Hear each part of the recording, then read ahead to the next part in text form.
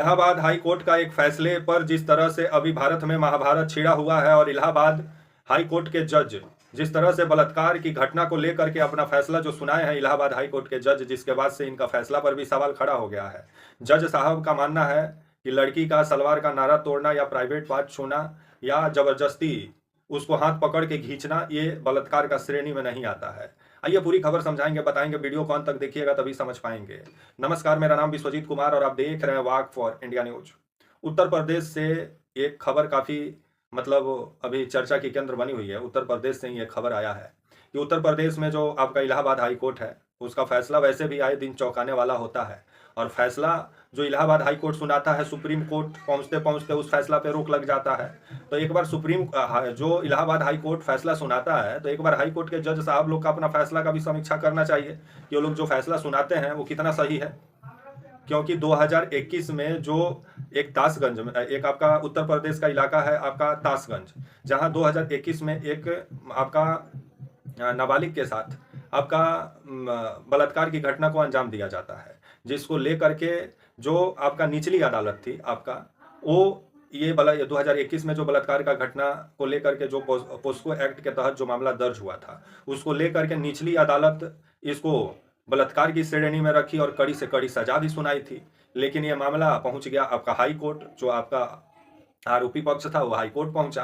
और high court पहुंचने के बाद से जो 17 मार्च को जो हाई कोर्ट के जज साहब हैं मनोहर नारायण मिश्रा, यही फैसला सुनाए हैं। और जज साहब का मानना है कि लड़की का पैजामे का नाड़ा तोड़ना या शरीर या प्राइवेट लड़की का प्राइवेट पार्ट छूना या उसका हाथ पकड़ के उसको जबरदस्ती खींचना ये सब बलात्कार का श्रेणी में नहीं आता है। तो जज साहब ये कौन सा श्रेणी में आता है जज साहब को बताना चाहिए।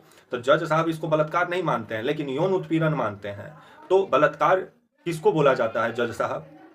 तो जज साहब के अनुसार बलात्कार उसको बोला जाता है जब आप शारीरिक संबंध बना लेते हैं तब आप बलात्कार तब माना जाएगा। लेकिन आप अगर लड़की का नारा तोड़ देते हैं, अगर सलवार का नारा तोड़ देते हैं, अगर आप उसके साथ अगर जोर जबरदस्ती करते हैं या उसका प्राइवेट पार्ट्स को छूते हैं तो वो बलात्कार का श्रेणी में नहीं आएगा, वो यौन उत्पीड़न का श्रेणी में आएगा। ये जो हाई कोर्ट के इलाहाबाद हाई कोर्ट के जज साहब हैं आपके राम मनोहर नारायण मिश्रा साहब के अनुसार, क्योंकि ये जज साहब जो फैसला दिए हैं जिस पर विभिन्न सवाल खड़ा होता है कि निचली अदालत इसको बलात्कार का श्रेणी में रख रही है लेकिन इलाहाबाद हाई कोर्ट इसको बलात्कार मान ही नहीं रहा है।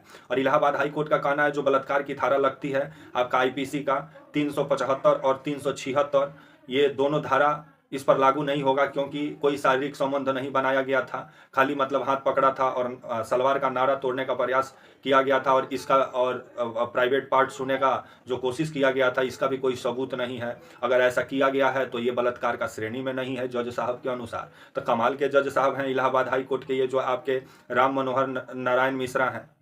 और वैसे भी इलाहाबाद के हाई कोर्ट के जो जज साहब लोग हैं उन लोग का फैसला सुनाने का तो सुना देते हैं लेकिन सुप्रीम कोर्ट उस पर रोक लगा देता है।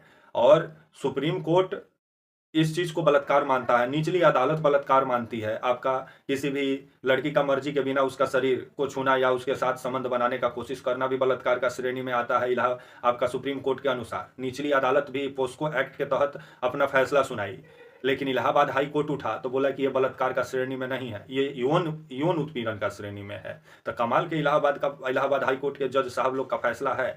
अब देखा जाए जो पीड़ित पक्ष है वो सुप्रीम कोर्ट कब तक जाता है। और आने वाले समय में इलाहाबाद हाई कोर्ट के इस फैसले पर काफ़ी चर्चा भी हो रही है, क्योंकि कोई भी लड़की का आप अगर सलवार का जिस तरह से फैसला सुनाया गया है कि सलवार का नारा तोड़ना या आपका प्राइवेट पार्ट को छूना या उसका हाथ पकड़ के खींचना ये सब बलात्कार का श्रेणी में नहीं आता, यह सब यौन उत्पीड़न का श्रेणी में आता है। तो को लेकर के अभी पूरे तरीके से विवाद भी छिड़ गया है जज लोग का बीच में। अब आने वाले समय में सुप्रीम कोर्ट क्या करता है देखने वाली बात होगी। तब तक के लिए आप मुझे इजाज़त दीजिए और आप हमारे channel walk for India news को प्लीज़ लाइक और सब्सक्राइब और शेयर करना ना भूलें। तब तक के लिए नमस्कार, जय हिंद, वंदे मातरम।